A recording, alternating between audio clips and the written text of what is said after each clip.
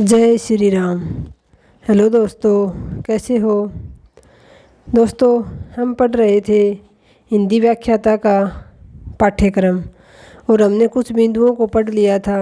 जैसा कि आप देख पा रहे हैं, दिखाई दे रहे होंगे आपको।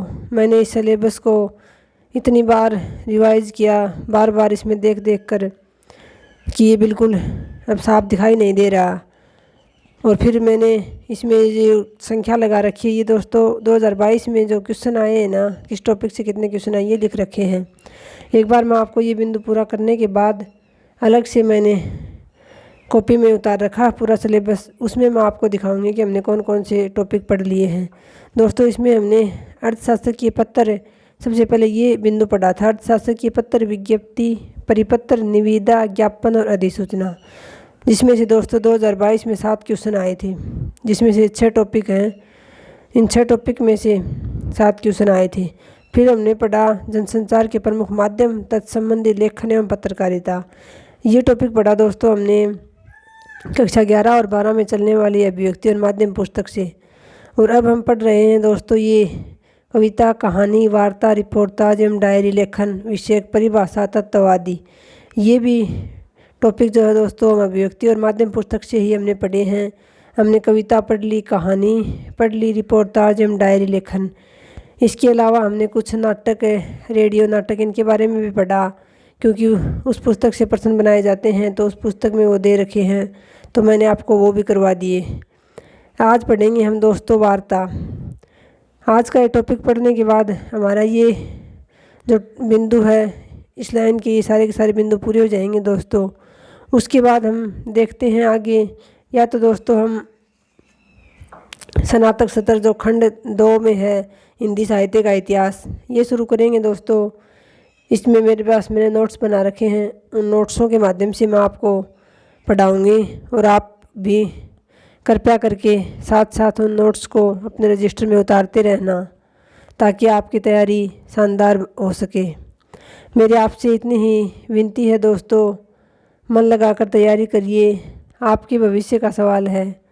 और इन वीडियो को अगर आपको ये कुछ लाभदायक लग रहे हैं तो आगे बढ़ाने में भी मेरा सहयोग करें। तो दोस्तों आज हम पढ़ेंगे वार्ता लेखन। दोस्तों वार्ता लेखन को साक्षात्कार भी कहते हैं, जिसे हम अंग्रेजी में इंटरव्यू बोलते हैं। तो साक्षात्कार हो या वार्ता, दोनों एक ही विधा का नाम है दोस्तों। वार्ता शब्द जो है बातचीत से बना है, यानी जब दो लोगों के बीच कोई बातचीत हो, किसी खास उद्देश्य को लेकर एक तरफ से प्रश्न किए जाएं और दूसरा उनके उत्तर दे, तो वो वार्ता कहलाती है दोस्तों।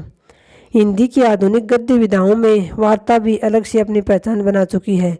यानी हिंदी की जो हम गद्य विधाएँ पढ़ते हैं, जैसे कहानी, नाटक, निबंध, संस्मरण, रेखाचित्र, आलोचना, जीवनी, ये जो सारी विधाएँ पढ़ते हैं हम, उनमें वार्ता लेखन भी अपना स्थान बना चुकी है। यानी ये भी हिंदी में एक विधा के रूप में स्थापित हो चुकी है। इसके लिए अनेक नाम हैं दोस्तों, जैसे इंटरव्यू, इसको अंग्रेजी में कहते हैं साक्षात्कार, परिचर्चा, विशेष परिचर्चा आदि नाम प्रयुक्त किए जाते हैं दोस्तों इसके लिए। वार्ता साहित्य का आरंभ दैनिक, साप्ताहिक, मासिक, पत्र पत्रिकाओं के माध्यम से प्रकाश में आया। यानी सबसे पहले जो वार्ता है, जो दो लोगों के बीच की बातचीत है, वो पत्र पत्रिकाओं में छपने शुरू हुई थी, चाहे वो दैनिक हो, साप्ताहिक हो या मासिक, यानी पत्र पत्रिकाओं के माध्यम से इस विधा का जन्म हुआ। वार्ता में ये होता है कि एक व्यक्ति किसी विशिष्ट व्यक्ति से मिलकर बातचीत करता है, यानी उस बातचीत के पीछे कोई ना कोई उद्देश्य रहता है दोस्तों, कि वो किस बिंदु पर बातचीत करेगा। बातचीत करने वाला पहले से अपना जो बिंदु है वो स्पष्ट करता है और उससे संबंधित ही उस पर प्रश्न पूछकर उससे संबंधित जानकारी जुटाता है। उस बातचीत द्वारा वो उस व्यक्ति से संबंधित जानकारी को लिपिबद्ध करता है, यानी जो जानकारी, जिस विषय पर वह जानकारी जुटा रहा है, उस विषय पर जो जानकारी जिसे लेता है उनको लिखता है साथ साथ।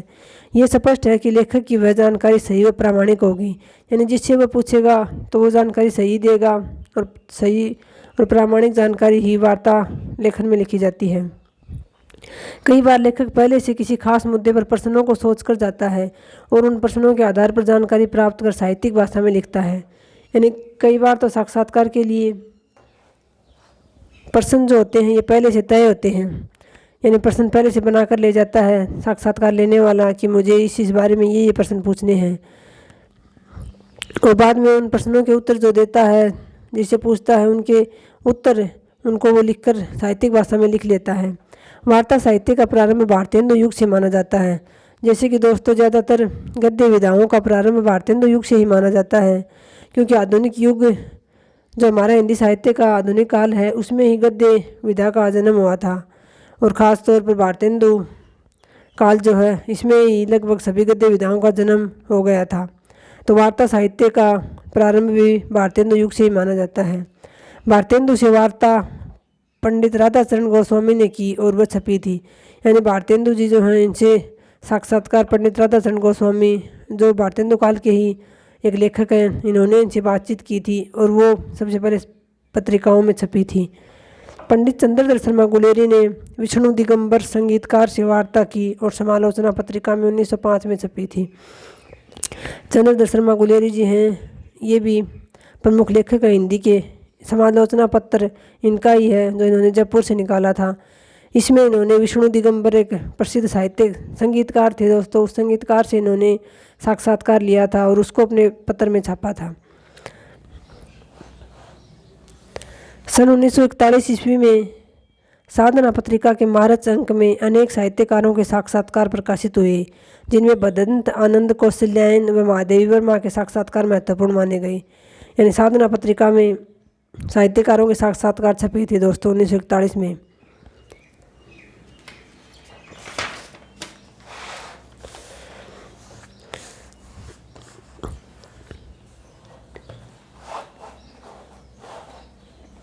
ये है दोस्तों आगे का वार्ता लेखन के बारे में। सन 1952 ईस्वी में वार्ता साहित्य में डॉक्टर पद्म सिंह शर्मा कमलेश द्वारा लिखित मैं इनसे मिला करती है, इसमें कुल 22 वार्ताएं संकलित हैं। यानी दोस्तों 1952 ईस्वी में वार्ता साहित्य के अंतर्गत डॉक्टर पद्म सिंह शर्मा कमलेश ने एक कृति लिखी थी मैं इनसे मिला, यानी ये जिन जिन प्रमुख साहित्यकारों से मिले और उनसे बातचीत की उनको इन्होंने पत्रों समाचार पत्रों में छापा, तो उनकी ये कृति सबसे पहले मानी जाती है। तो एक प्रकार से डॉक्टर पद्म सिंह शर्मा जो हैं वो ही वार्ता साहित्य के जन्मदाता भी माने जाते हैं। सन 1961 में प्रकाशित रामधारी सिंह दिनकर की कृति वट पीपल भी वार्ता साहित्य है, जिसमें रेखाचित्र एवं संस्मरण का पुट है। यानी 1961 में रामधारी सिंह दिनकर जो हमारे हिंदी साहित्य के दूसरे राष्ट्र कवि माने जाते हैं, इनकी कृति आई थी वट पीपल। इसमें भी रेखाचित्र और संस्मरण के माध्यम से वार्ता साहित्य को ही प्रकाशित किया गया था। अब देखते हैं दोस्तों वार्ता साहित्य और वार्ता लेखक, यानी 2-3 जो प्रमुख वार्ता साहित्य हैं उनको और उनके लेखक को। अप्रोक्स 1979 अज्ञे द्वारा लिखित है। बातों बातों में 1983 मनोहर श्याम जोशी। अभिमन्यु अंत एक बातचीत 1985 ईस्वी में लिखित है डॉक्टर कमल किशोर गोयनका द्वारा। तो दोस्तों ये थे प्रमुख वार्ता साहित्य और उनके लेखक। तो दोस्तों आज हमने वार्ता साहित्य पढ़ा, इसके साथ ही हमने जो खंड ए में उच्च माध्यमिक स्तर का जो व्याकरण का भाग छोड़कर बाकी के जो टॉपिक लिए थे उन 3 टॉपिकों को हमने कर लिया दोस्तों। एक तो पत्राचार वाले बिंदु, एक जनसंचार के प्रमुख माध्यम और एक प्रमुख विधाओं के बारे में। अब दोस्तों इसके आगे या तो व्याकरण बचा है शुरू में, या इसके अंत में फिर जो काव्य शास्त्र से संबंधित जो बिंदु हैं वो बचे हैं। तो दोस्तों हम पहले हिंदी साहित्य का इतिहास पढ़ेंगे, क्योंकि वो सबसे बड़ा भाग है और उससे सबसे ज़्यादा प्रश्न आते हैं। तो दोस्तों अगले वीडियो में हम हिंदी साहित्य के इतिहास के साथ मिलेंगे।